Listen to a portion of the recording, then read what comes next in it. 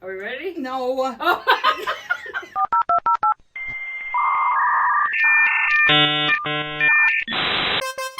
It's where Gen X and millennials meet, Talking about things that are kinda neat. Sincerely, Elaine and Georgie. Hello. Hi. And welcome to our second episode I know. of Sincerely the Podcast. Actually, Sincerely Elaine and Georgie Yes. is what, yeah, exactly. All of our handles are Sincerely the Podcast, so I get it. I got it mixed up. My bad. But we are the stars of this show. Hello, people. It is Sincerely Elaine and Georgie. Yes, it is. And I think we're feeling a little bit better because we did our first episode. Yes, we did. And yeah, we sure did. we sure did. And that's actually the perfect way to put it. And it felt a little bit chaotic. And I think we've made some moves to get it into a better place. So this episode, what are we going to be talking about, Elaine? We're going to be talking about friendship. The good, the bad, the ugly, the amazing, the imaginary. Oh my gosh. And that part I'm very excited for. Because Elaine has alluded to possibly having an imaginary friend. I was a very inward Or child. two. So it just lived in my brain. It's like a turtle. Oh my, I already have questions to ask. Okay, so imaginary friends, Elaine. Yes. Please I need you to tell me more. That's my question. Or that's my declarative statement. Tell me more. I was a very imagination-driven kid, and there's no real good tea here. You just lower those expectations. But I used to always play with my Barbies and everything. I used to make up full stories, backstories, you know, what their family life was like in their childhood, why she married Ken, why she left Ken. Oh my. You said there was no tea. Why did she leave Ken? Ken, because he was spending all of her money that she earned being a fashion designer. Stop. And he wouldn't get a job. That bastard. And then he drove off in her little Cadillac, because I had the Cadillac with the attached remote. You ever see that? They had the wire attached. Drove off nothing. Oh, little I know that might be a foreshadow to my actual marriage. Stop! But that's okay. So, oh my God. All right, so fast forward a little bit to the actual imaginary friend. I used to go out. My family doesn't even know this. Oh no! So they will know. During golden hour, you know what golden hour is? Photographers will know what Yeah, that is. like sun when the sun's setting. Yeah, and everything is shadowed. I used to go in our backyard. I used to wait for that time of day. Yeah. I'd wait. And that was when my imaginary friend used to visit me. And I would go in the backyard and I would see my shadow. My shadow was my imaginary friend. Stop. And I used to dance with my shadow. Oh. How old are you before I keep on? I'm like 7. Okay, 8, that's sweet. 9. And I would dance with my shadow. My shadow was my best friend. I'm gonna cry. Oh, Elaine. Because those memories were such good memories. Oh, she was your best friend. She didn't have a name. I was gonna ask. But it was almost like, oh, this really tracks to some like, sorry, Mom and Dad. To like feeling alone. It was like my special friend that came every day and was always there and was consistent. Yeah. Oh, God. They were, oh God, it was my therapist. Give him a call. Elaine is currently using the phone prop that we have. Okay. That'll be $500. Of course it will. Oh, but that's sweet, Elaine. She was my friend. Oh, do you remember growing out of her? Like, do you remember when, like, the last time? It's so sad. I think what I wanted to ask was, do you remember the last time? Because you never know the last time is the last time, right? Like, did you remember the last time you danced with her? Freaking cried. I know. Yes, because we moved. Oh. To Florida. That's when I was living on Long Island, and we when we moved, it was not like I said goodbye. It was like we moved to Florida, and then I realized that was gone. And so you associated her with that space. Yeah, I really did. Yeah, because you didn't do it again in Florida. No, then. I was also a little older at that point. Then I'm like What am I doing? 12-ish. Yeah, I'm 12-ish at that point, and you're growing out of those things, you know. But I think it was kind of like that she's gone, and it was just like, because I'm not there anymore. Oh my God! Elaine's making another $500 call.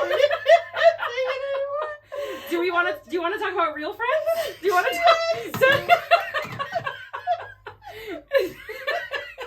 I will say, to chime in on the imaginary friends, I don't think I had any imaginary friends. What I did a lot of was like imaginary scenarios where I like pretended, right? Like when played pretend. Mm-hmm. And I played pretend all the time. Well into I do have a few friends that know this, but I guess all of you will know now. Where like I would pretend that I was like on a talk show I think I told you this, mm-hmm. like being interviewed and stuff, and even when I was little I would like play pretend in different scenarios like that, or so that's what I did more of. But I don't think I ever like had a person, you know what I mean? Mm-hmm. I just had several imaginary people that I interacted with on a daily basis, but never an imaginary friend, if you will. So I don't know. Isn't it kind of the same? Or isn't it like a form of like self-medication? Absolutely, yeah. Like when we go into our internal. Yeah, I feel like it must have been. I think that was me. I don't remember necessarily, like personally, I don't remember feeling alone where I was creating these people to fill like a void or space. I was just living out these like fantasies that I wanted to be real.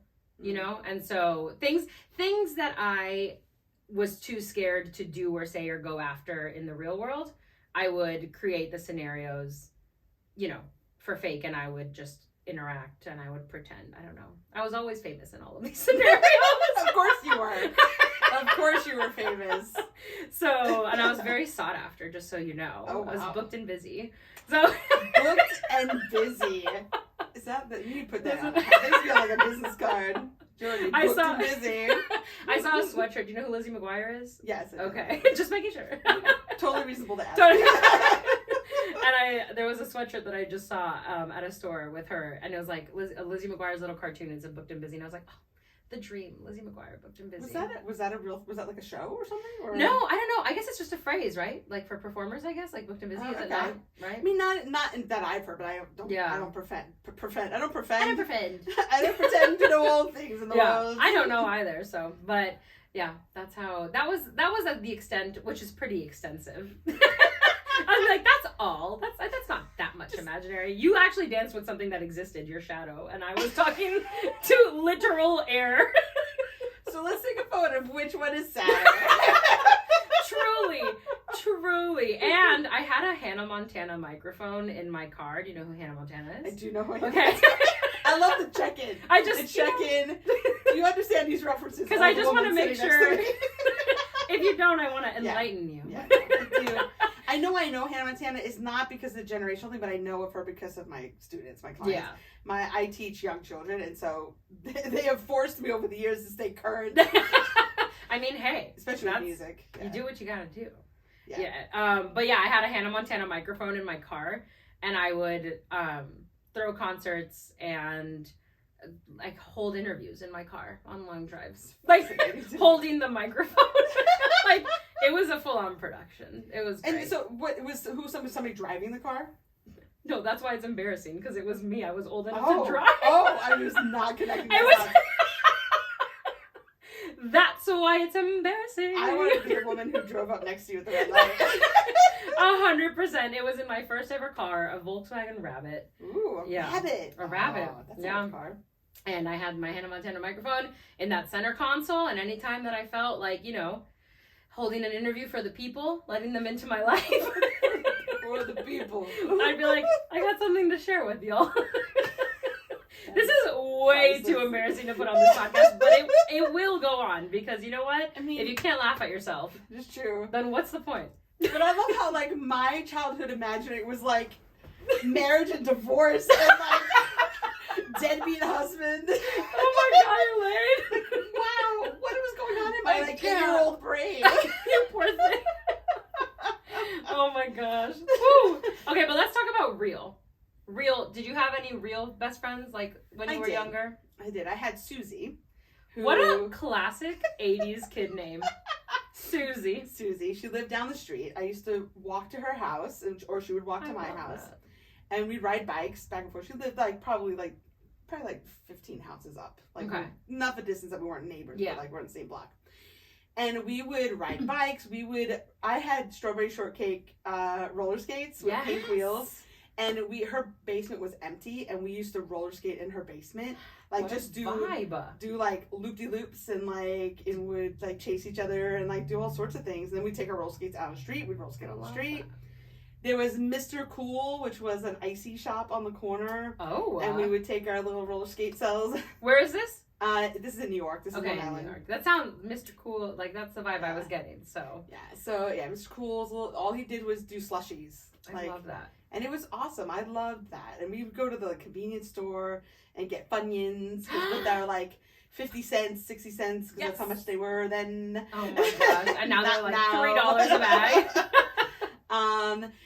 But yeah, and we would, the summers especially, because unless you were in summer school, there wasn't like all these summer camps, these summer programs, blah, blah, blah. It was summer. Yeah. And Mom kicked us out of the house, and we didn't come back till sundown. I love So yeah. I had neighborhood friends. In my mind, I was like, I wish I had that. But I did have neighborhood friends. I had across the street, literally across the street from me, was this girl named Jessica, but my brother couldn't say her name, and he called her Mikala, and so way more exotic, and so so that's what we called her. Literally, it stuck, and her name was Mikala, and for short, we called her Mika, and that was out of no choice of her own. Not at all. But she was probably like one, like, I mean, when you're younger, I feel like when you're younger, you have like best friends that are, but they're there just for that like tiny little like, I don't know, year-long window, right? And because I would say that at that time, she was definitely one of my best friends. Yeah. I also had, like, down the street, Carl and Dylan. They were some brothers. They were, like, 3 houses down. They sound like trouble. Yeah. They were. They were definitely, like, I mean, they were good kids, but they were, like, like the little, your typical, like, I don't know, like, neighborhood kids that are like, let's go, I don't know. And I was riding my bike with them once. It was me and the 2 of them, and we made a makeshift ramp out of cardboard. This was the day after Christmas, and I had gotten a bike, and I am Tony Hawk. So apparently, ladies and gentlemen, Tony. Exactly, and I am Tony Hawk, and I broke my arm. Oh, did you? Yeah, I broke my radius. Ooh, because the cardboard's not going to support a bike. Sure isn't. Physics was not a class y'all had at that not point. My forte. I don't even remember how. I think I was like in 2nd grade. It's young. And I just like, let's go ride my new bike. And then we just, I don't know. And then I was just done, broke my arm. And I will never forget, I was wearing like a white mock neck velvet shirt. Yeah, and I only remember because when I finally walked inside, my mom had like, she was trying to raise the sleeve of the arm, and I was like, don't touch it. And I remember we got in her car, and she was like, do you want me to put on music? And it's the first time I had ever said no, because I was like that kid who was always controlling the radio and like changing it every 2 seconds if there wasn't a good song playing, and I was just like, no, which still to this day shocks me that I would have preferred silence in that moment. But it's because your brain was screaming inside. Yeah, exactly. Pain, so I think I was just like, Whoa! Overload 100%. Yeah. Oh, that's so interesting though. Mm-hmm. I know we had neighbors. I guess in my sorry, I'm gonna overtalk you. No, that was it. That's all I got. Okay, good. Mika, I like that. Anyway. But we had neighborhood friends were such a big thing. Yeah. And you're saying it's the same thing, like in your. I feel like I mean, I want to say yeah, only because I also had another friend, Camila, because Carl and Dylan ended up moving out, and Camila ended up moving in. And so I became friends with Camila too, and I was at her house like every day. Yeah. And all of this went on for like probably a couple years until like Mikala ended up moving away and Camila ended up staying, but we just kind of like drifted apart, and we didn't hang out as much after a while. But like for years I was hanging out with these kids, instead of like staying at home watching TV or whatever. I was leaving and going out and walking the block with them, and just I don't even remember what we would do because it was so silly. You pick grass. We play with sticks, like that's what we just get yelled at by the neighbor because we messed with his fence, and you're like, those kinds of things. We were in our imagination. We were playing around. There was a field across from our house in New York, And I remember the older boys had like dug this huge ditch and put a couple pieces of plywood over it, and it was like this fort that we all like in the ditch. There was like, if I remember correctly, and my brothers may correct me on this. I remember there being like a recliner in there, and they had like, it was like a room. It was like it was like a bunker that they had dug out. Oh my! And we all knew about it in the neighborhood. All the kids knew about it. We all hung out. Okay, that's cool. We did not have that. Because this would have been like the late 80s. Wow. What the heck? That's fun. Yeah, no. I wish we had like a cool tree fort or bunker. I had never heard of bunker. That's a new one. That's Hello, 80s. Cold War. Yeah. Russia was coming. But yeah, no, I never had like any cool secret hideouts.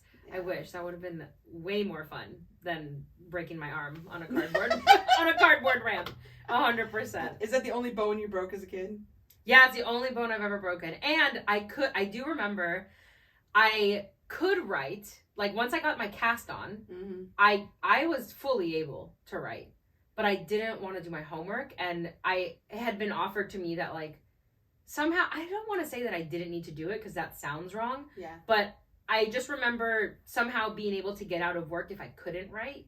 And I was like, can't write, because it was my right arm and I'm right-handed. And I was just like, I can't do it. And so there was a bunch of stuff I didn't have to do because I pretended I couldn't write. But I very much could. I completely lied.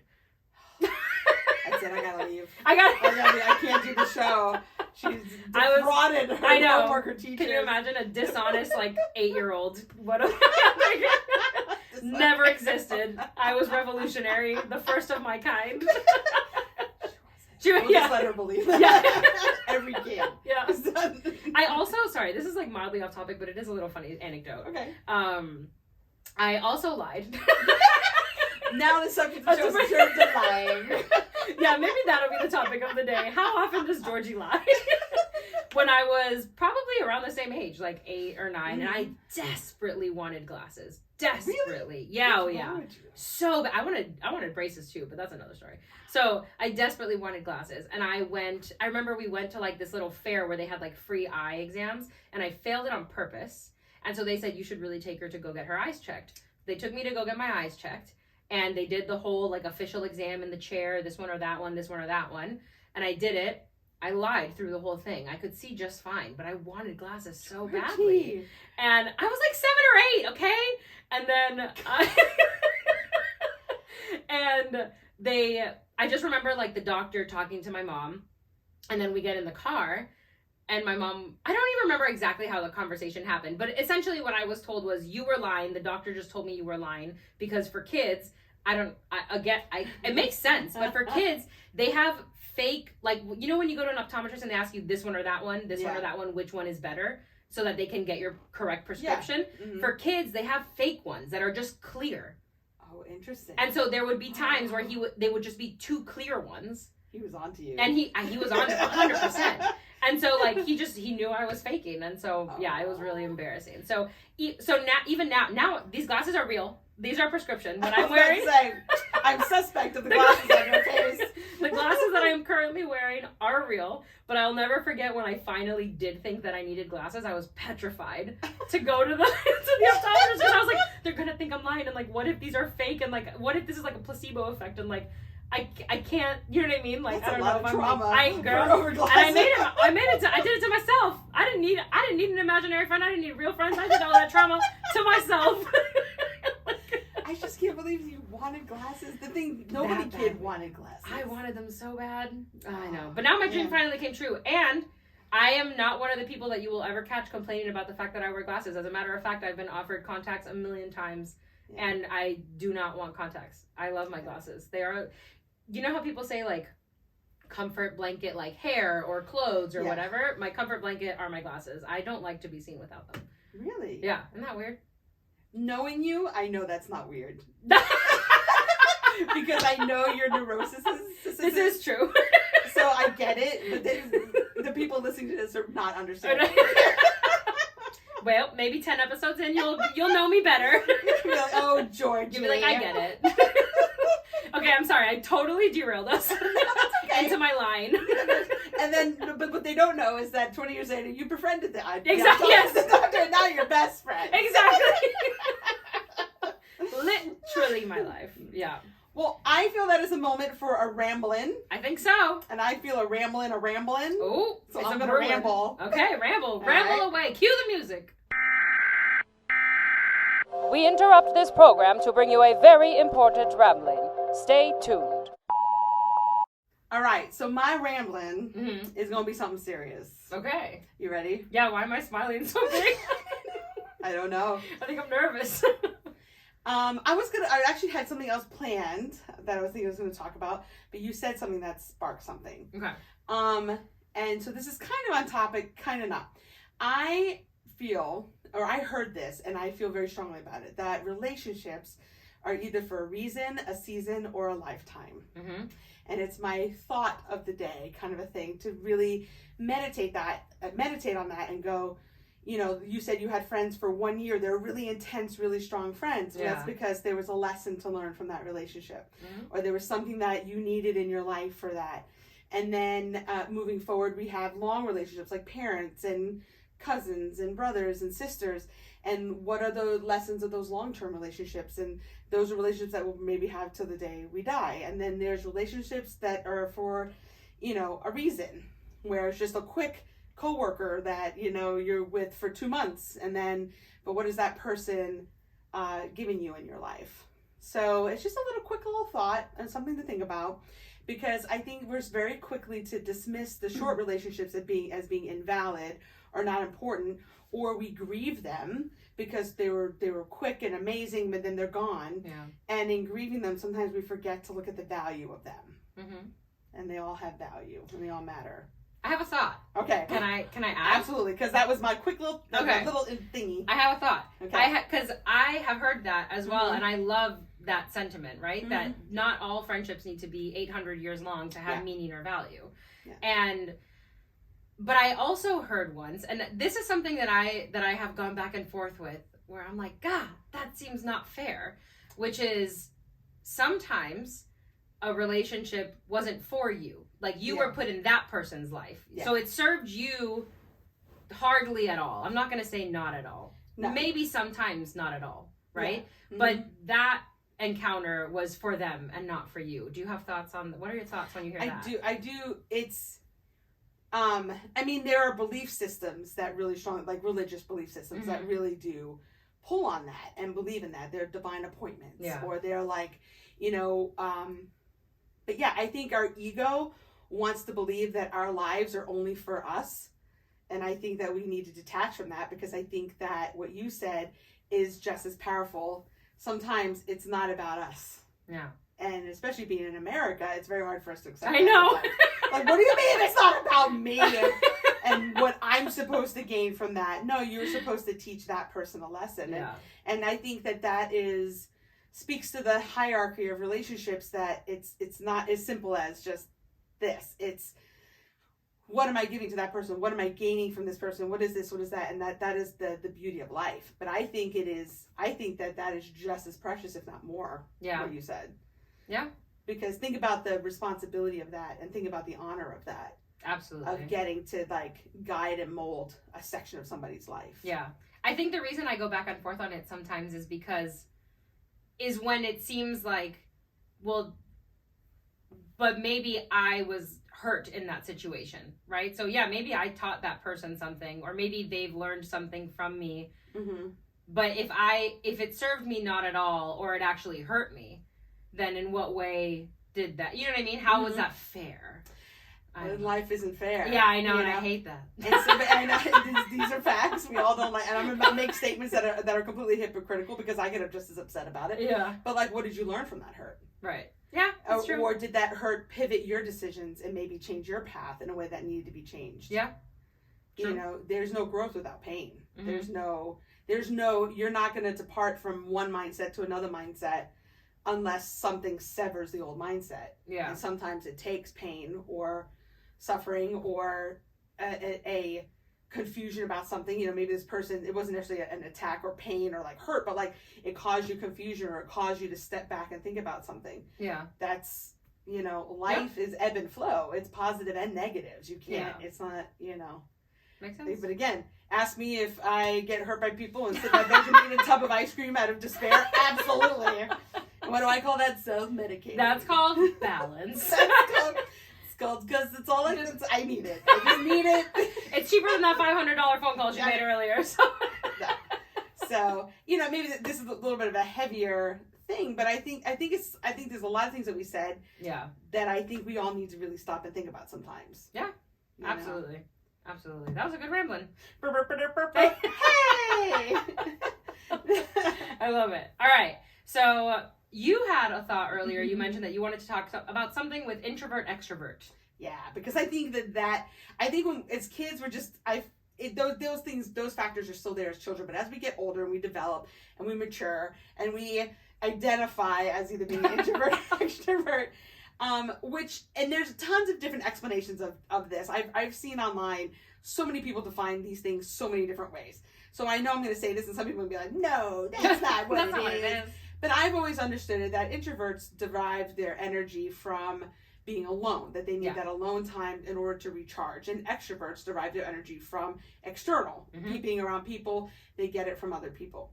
So of course that's going to affect our relationship, our friendships. Yeah. I mean, because introverts don't need that alone time. Otherwise they burn out real quick on their friendships and they end up they destroy their relationships because of that, I think sometimes.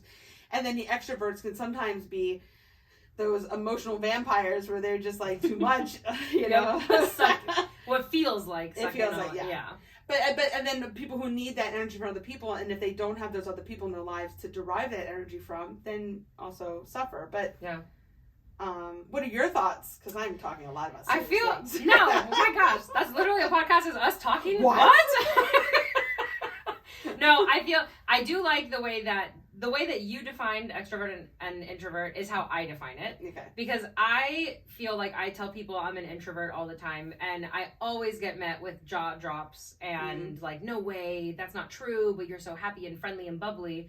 But so who said introverts are assholes? Like, I don't understand what definition of introvert. They're not hermits that are like boxed up in their house. Exactly. Yes, I do enjoy being with people, and I do, but my social battery drains, I think, so much more quickly than an extrovert's would. Yeah. I'm literally at dinner and my social battery just runs out in the middle of dinner, and I'm just like, I got nothing more to give. I was like, yep. I like power down and I get so quiet, and then like on my drive home, I'm just you know what I mean? It just takes me, and then I'm ready to be sitting at home for 3 days after having dinner with my friends once. Yeah. Yeah. And so, absolutely, I think I have found friends that are similar in that sense, but I do have friends that are extreme extroverts but it's really funny because I think of one friend specifically, Sylvia, if you're listening, hi. Hi, Sylvia. Who she is 100%, and we've had these conversations, so I know, but she's cool. Yeah, exactly. She's self-aware and I'm self-aware, so like it's perfect. But we've had these conversations about how like she can go forever. She's like, if you don't stop me, if you don't say, Georgie, I'm out of, or Sylvia, I'm out of battery, I need to go to bed. Like if we're on a trip together, she could go forever. Like she wouldn't even need to sleep probably. I remember those days. Yeah, and I have never had those days. Literally ever. I've always been a grandma. I never liked to party. I was never a big drinker. Yeah. Like I've always so it's really funny. Like I think she's probably my most extroverted friend. And we have to have like those conversations, those checks and balances of like, you good? Like, cause I could keep going and it's like, well, I can't. So I'm so sorry to shut you down, but we're closing up shop because and see. Yes, exactly. So how about you? Do you have any mixed verted friends? I do. I don't know. What would you call that?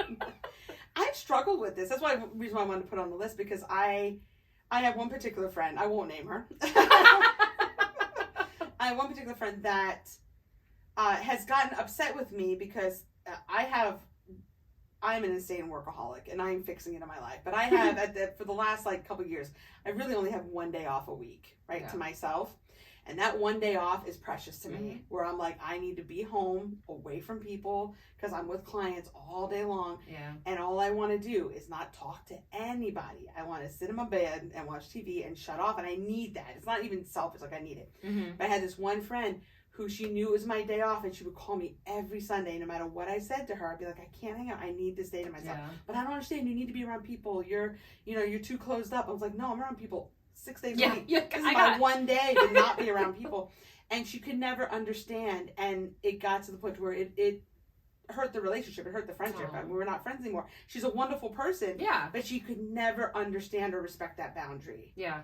And it's to the point where, like, it's not just because I don't want to be with you. It's not because I hate people. Yeah. Or because of this. It's because I physically cannot be around people on that day. Yeah. Otherwise, I will not make it the next week. And you won't want to be around me on that day, because I don't want to be. I'm wanting to be alone, so the whole time I'm with you, I'm gonna be thinking about how I want to be alone. Yeah, exactly. So how good of company are you gonna be? Yeah. So or they wouldn't understand how there was one birthday where even I was so burnt out. I was going through a rough time. Yeah. It was a couple years ago, but and I was just like, I just want to be alone. That's the best birthday present I can give myself, is to be just alone for this day. And that friend, no, she just couldn't understand. Yeah. I've learned, okay, so I might be projecting, but I feel like what I've learned a lot recently, like in the last few years, is how, or I think what I used to, because I feel like I would have been that friend like years ago, right? Mm-hmm. But I've, like, in all the soul searching and stuff that I've done in the last couple, like, actually more than a couple of years, probably like in the last like 8 years, like, one of the biggest lessons I've had to learn is how, like, other people's decisions, like that decision to, like, want to be on your own on your birthday, was not a reflection of how you would have seen me as a friend, or that you didn't love me as a friend, or that you didn't, because I know I would have seen it as, if anybody is familiar with the Enneagram, I'm a 2, and my biggest fear is rejection. And so I feel like a lot of, you know what I mean? Yeah. Like, a lot of reactions or whatever used to stem and come from that. And so it makes me wonder, maybe, like, what your friend was thinking. Was it rejection? Like, yeah, well, and it could have been anything, maybe not that specifically, but just, like, how was she interpreting you not wanting to, whatever, but, like, it being more self-focused about why she was reacting that way, and not necessarily because of you. Not to excuse the behavior, obviously, but just I like to, like, psychoanalyze. I don't know. No, shoot, because there's other angles there. First of all, to all my friends that are listening to this, I love all of you. I feel like I'm gonna get DMs from all of you going, "Is it me? Is it me?" I'm like, no. Am I the one? It's okay. We just clear the air right there. Just a general statement to it's not you, except that one that I'm talking about. It is you. So it's up to you to figure it out. I've just caused massive anxiety amongst my friends. Mass hysteria. But what was I going to say? Is that brings up a question of boundaries in friendships, right? And is it your responsibility how they take it? Like, is that, should you feel guilt? Like, should I feel guilty knowingly, that I have expressed it responsibly with love and respect, saying and explained it to them that this is not okay, this is why. And if they still overstep that, is that then, but then what do? Do you terminate the friendship? Do you know, if they can't, even though they're a lovely person, is it okay to choose to not be friends with lovely people just because they don't match your energy? Yeah. Or that you don't get these it gets so nuanced and complicated. Because I agree. Questions, because I agree that it's not your responsibility. Like, as long as you are kind and, like, it sounded like you did everything you could to explain to her why. I wasn't a jerk. Exactly. It's like, I love her. You know? And that's why I think that was what prompted my thought, because I was like, well, in this instance, it seems like Elaine did everything, said everything, quote unquote, right. I don't really know how else to say that, right? And she still was taking it in a certain way, and, like, it almost, So I think that's why it was prompted, because it shouldn't be your responsibility, and that's something that I've had to learn too with boundaries, like how to set them and how to, like, hold firm in them too, because that's not old me would have. exhausted myself. Yeah. Well, I would have just exhausted myself and said like, well, she wants to hang out with me and I don't want her to hate me, so I'm going to do it. Yeah. Even if it like makes my mental health suffer. Yeah. But now I can have great conversations like with my friend Sylvia and be like, I'm tired, I'm going to bed. She's like, okay. Yeah, right, exactly. Yeah. And we're both in really healthy places in that sense where we can have that open communication. Yeah. So I think open communication and self-awareness between both parties is super important in those kinds of situations. Yeah. Yeah. Yeah. Yeah. It's hard. Shall I ramble a little bit? Sure. What do you think? It's time for Georgie to ramble. Oh, I didn't even have to add music to that one because she did it for me. I'm a songwriter, everybody. She is. So rate that song out of 10 for me. Ramblin'. Anyway. All right. I have a ramble that's more just like a good thing that happens to me every once in a while. Oh. But it's really silly. What is it, Georgie? It's literally just a sentence, and we can expand on it, but I don't think there's much expansion to do. Okay. But just about the joy that it brings me. Okay. When Elaine looks really suspicious. I'm nervous. Like, yes, Georgie. The joy that it brings me when I go to, which I don't often go to this specific location, but when I go to Burger King and I order fries and I get an onion ring at the bottom. The surprise onion ring? Yes! Okay, tell me that has not brought you joy. Oh, it does. It's so good. See, I get onion rings, I get the surprise fries. Okay. You see, I think in that case, I would be disappointed. Mm. Yeah. Why? But I don't know. Because are you a classist with I think so. Because the onion ring is the prize. Okay. Like, so okay. Yeah. So the french fries is a step down from the onion ring. At Burger King. Yeah, that's true. Yeah. Those are facts. Because even though I don't think there's a single onion in an onion ring at Burger King. If you bite into the onion ring at Burger King, it's literally just empty. I think they just put like dough, fry that, and then put like onion powder on top of it. Like, I don't think there's... You're probably not wrong. I don't think there's an onion in it. Next time you go, bite into it and see that there's no onion. We should have... Everybody needs a comment. Yes. And you post a picture of your onion, your soulless onion ring. Exactly. Please do. But that's my rambling. It just brings me joy. So, sometimes it's the little things in life. It is the little things in life. Yeah. Or like when you get somebody's wrong order at a drive-thru and it's better. Yes. And it's better. One time I was doing a road trip with some friends and we had an order. They did one of those things where they're like, well, can you go wait in the corner over there because it's not ready? And then they brought us our food. We drove away because we were kind of in a rush because at that point they had us waiting for longer than we anticipated. And we ended up getting an order that was like triple the amount of food that we ordered. And so we were really excited, except that then like once we started eating, we realized there was just no way we could eat that much food. We were like, we're literally triple the amount of food that we ordered. So it ended up being kind of a waste. And we had already driven away, so we couldn't even, once we realized it, we couldn't turn around. But it was really exciting in the moment. I speed away like I got, I robbed the bank. Like, you can't catch me now. There's a bag of something. I don't know. Exactly. Also, I would argue that like the fries, I love French fries, y'all. It's like my favorite. When you get fries, like when you go to McDonald's or literally wherever, and you get the ones in the container, but then the baglers, ones the bag fries. Yeah, they're called baglers. I've never heard baglers. Baglers, yes. And they're the ones that stay at the bottom. Those are the best. Those are the best. Because they're like bonus. And when you like are picking up food for several people, you're like, well, the baglers are for me. So like I distribute the food, but then I keep the baglers for myself. It's my prize for being like your personal DoorDash. Like that's basically my tip. I agree with that. Right? You totally make me think of college. We used to do that. We call bag fries, but that's all we weren't as creative as baglers. I think I got that from I didn't make it up. I don't think. I think McDonald's might have actually called them baglers at one point. Really? Maybe. I might be making that up too. I have a horrible memory, and if it weren't for my friends, I would remember nothing. So I'm glad we're talking about friendship today because friends are the reason I remember my entire life. Your benchmarks. Quite literally. And actually that kind of bleeds me into a point that I wanted to make about friends. Okay. How I have friends, like very, like, I feel like benchmark friends from different parts of my life, right? And I have like 3 specific, like, best friends.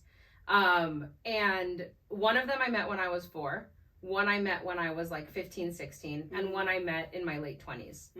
And they've all become like just literally like my sisters, right? And it's super interesting how I feel like each of them knows the same me, but a different version of me in a way. That is deep.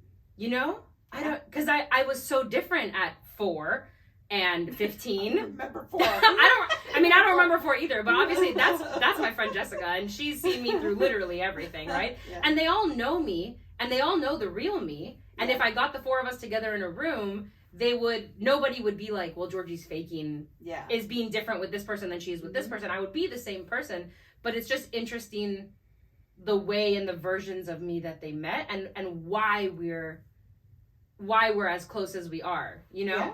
I don't know.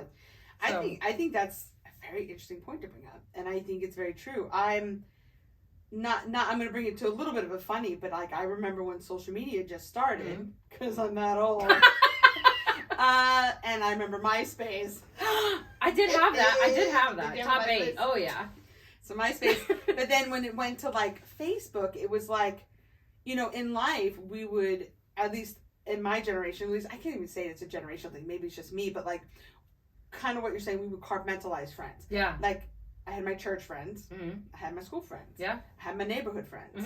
And then I had my family. Yeah. Right? And all these different people saw a different side of you. It, just like you're saying, it's all you. Yeah. It's not, you know, you're not being counterfeit or fake. No. It's just that you express a different part of yourself with those individuals. And then when Facebook came around and you're Facebook friending all of these people from these different segments of your life are now all congealing into one space, and your church friends see what you talk about with your regular friends, and your regular friends see what you talk to your family, and your family sees what you're talking to your friends at school about. And it was just like, oh crap, now all these worlds are colliding. And I bet I'm not the only one who experienced that, but it was difficult to navigate this now. Instead of this tribe mentality, it's now this all like universal.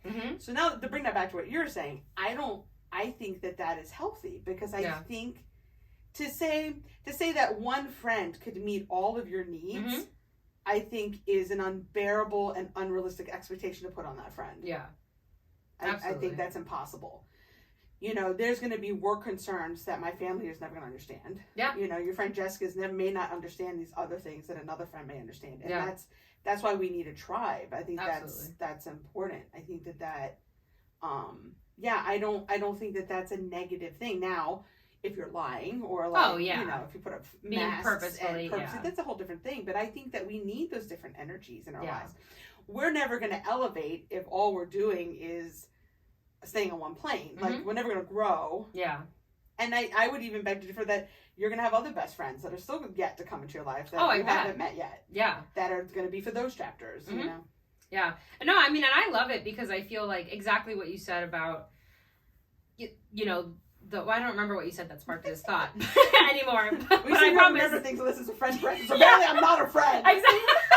Well, if you can remind me what I said. Oh, that's right. That's my job. Yeah, exactly. I'm like, that's what my friends' roles are. I'm not remember. Like, I am not kidding. Where if my 4-year-old best friend Jessica, like, and I'm still best friends with her to this day. She's 4 years old. You're friends with a 4-year-old? I'm friends with a 4-year-old. Can you believe it? I'm so funny. Go ahead. But if it weren't for her, I am not kidding that I would not remember my childhood, and my other friend Patty too. Like, if it weren't for the two of them, I would not remember my childhood. But anyway, okay. I feel like I definitely met each of them at times where I was like, I don't know, like going through not anything bad, but just like developmental periods almost, right? So like, I mean, I feel like my 4-year-old, when I was 4 years old, that's just my best friend. Like, I just met her and I don't remember why I liked her, but I guess I did. She knows you inside now. Right, exactly. But I don't remember why 4-year-old me decided she was chill, but like she was. So, and then I met my next best friend when I was like 15, 16, and I feel like at that point I was like really like trying to push boundaries, right? When that's what 15, 16-year-olds do. You're trying to push boundaries, you're trying to explore, you're trying to like see what's going on. But I was doing that in my very introverted, scaredy cat way. And And she was a wild child, dude. Oh my God, she was crazy. And now she's like the most docile human on the face of the planet. But like, she was crazy. And so I think like that for me was like resonating with me, where I was like, oh yeah, I'm just gonna watch her on the sidelines and like feel like I'm living my character. Like, you know what I mean? Like, I'm somehow in the thick of it. You needed that. Yeah. I think you probably needed permission to be that, and you needed to be with somebody who gave you that. Right. Those permissions. Exactly. In a way. And then like my most recent, I met her like in my late 20s, and we've just become like thick as thieves. She's like another soul sister of mine. And I feel like we're just like in that same walk of life right now. You know what I mean? Like we're in our mid 30s and single and still looking for somebody and still wanting a family, but also very independent and career driven and just like happy to be independent. Yeah. I don't know. So it's just very, and like a lot of, I feel like I've done so much self-discovery from like my late 20s up until now. And I just feel like she's like walked through a good chunk of that with me. So yeah, it's just been like very, and I agree with you that like maybe I'll have one in my 40s and my 50s too, you know? Yeah. So who knows? Who knows? Nobody knows, and I think that's the beauty of it. Yeah. It's a surprise. You have to wait to see it. You're your best friend in your 40s. I have one final question for you. Oh no. Yes. Yes. Yeah. I'm always nervous. I know. No, we know this question. Oh, I want to know what you. Yeah, okay. I want to know what you value most in friendship.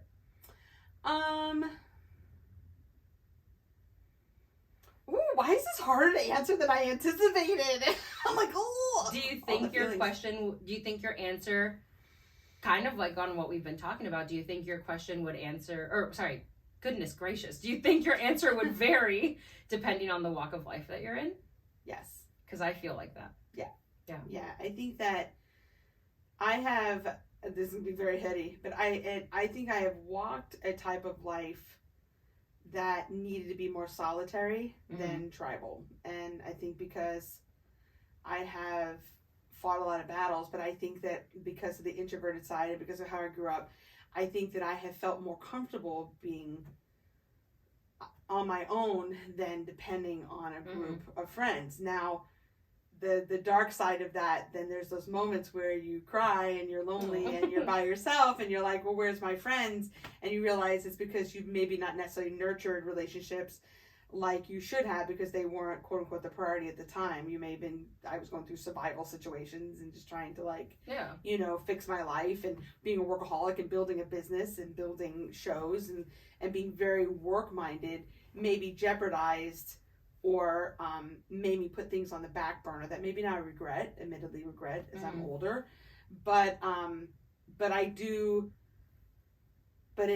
roll that back, I do feel like there's been very specific friends that have also through my pushing away, pushed back, and have met me at moments in my life where I needed friendship. Yeah. So I think really, what is friendship? I think friendship is vital for survival in this world. Yeah. Oh, yeah. Yeah, absolutely. And I do think that it ebbs and flows, and I think we need to show, like me, I'm going to say this to myself, I think I need to show myself grace to understand that it's okay to make decisions that are, how do I say it, that maybe it's outwardly maybe seemed selfish or maybe more like pushing back on friendships, but but I think that all these different hills and valleys that we go through and who meets us in those hills and valleys is important and vital to life. Wow, that went really dark. That didn't go dark. It went to like, but it makes it sound like I'm alone. I do have friends and relationships, but I think it's just that it ebbs and flows. So back to the question, where I value most of our friendship is that it's survival. Like I think that friendships have gotten me through things. That's so not very articulate. I mean, you just said like beautiful words for 5 minutes before that. Back to you, Georgie. I love it. That's like when you end a PowerPoint presentation, you're like, so like we're done. They're done. Yes. Yes. Thank you. What questions do you have for me? So let me pose a question back to you. What does friendship mean to you? I don't know. I definitely think, like, what I value most, I definitely think, like I said, my answer would vary depending on the walk of life that I'm in. Yeah. But I think right now, I think I value like honesty and transparency the most. I like being able to have like open conversations and feel safe, right? Like with those friends, because for so long I was such a people pleaser, and I still struggle to not be a people pleaser. And I've learned and have like gotten decent at setting boundaries and being able to I don't know, just say no when I would have said yes, or I just learned to be able to, even something as simple as like, I want Taco Bell for dinner and not Burger King. I don't know, whatever. That's a horrible example. You know what I mean? Like before I'd be like, literally whatever you want. But I've finally learned to vocalize, like, that it's okay. Like that's okay. And to have those friends that make me feel, you know, like just safe and like, and to also know that if they didn't want what I wanted, that's a horrible, a very superficial example, right? No, but it speaks to what you're saying. Yeah. Like I get what you're like saying. where they would also open up to me and say X, Y, or Z, and that I just feel safe and comfortable having those conversations with them. So I think for me right now, that's what I would value most. All right. Yeah. What do you value most in a friendship? Let us know. Do you want to know where you can let us know? I'm gonna tell them. You tell them. You can let us know on our Instagram at Sincerelythepodcast. You might be watching this on YouTube at Sincerelythepodcast also. I'd highly recommend watching because it'll feel like a little slumber party. It does. Like we're hanging out. We're like in our socks and our hoodies and just exactly. Yeah, chilling. literally. Look at these socks. I put them on like, oh god, oh, that was painful. This is millennial flexibility, and that's Gen X flexibility. Oh, I'm not doing it again. If you want to see what just happened, you must go to our YouTube. Again, it's at Sincerely the Podcast. Please go check us out. Subscribe. We also have TikTok. We're trying to be hip. You mean the Tic Tac? The Tic Tac. We're on the Tic Tac. At Sincerely. Everything is at Sincerely the Podcast, y'all. And if you really want to hang out with us, if you really want to get to know us better, if you can't get enough of us, Patreon is going to be your spot. That is your friend. That is your friend. So check us out on Patreon. And as always, please subscribe to this wherever you're listening, Spotify, Apple Music, Apple Podcasts, and leave us a review. Let us know what you think. I know we're only 2 episodes in, but let us know what you're thinking and how you're liking. Let us know if you have any suggestions on what you want to hear us talk about, or if you just want to chat, if you just want to throw in a thought that you have, maybe we'll read them. Maybe. Yeah, maybe. I'll have to get glasses. Maybe I'll read them. She'll read them. And she'll talk about them. But thanks for stopping by today and hanging out. And we will see you next time. Next time. Bye. Bye.